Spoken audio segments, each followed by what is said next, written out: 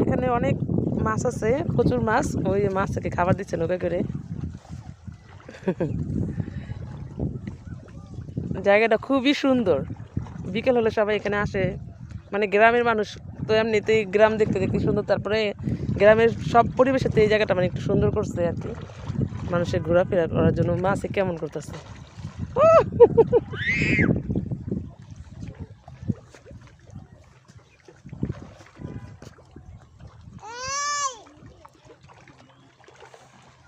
একটু হাঁটি। এটাকে বিলপার বলে।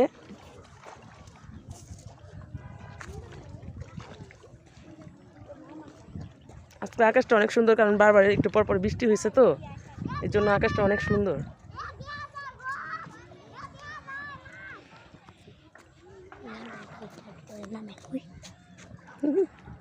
ওইখানে একটা গেট আছে।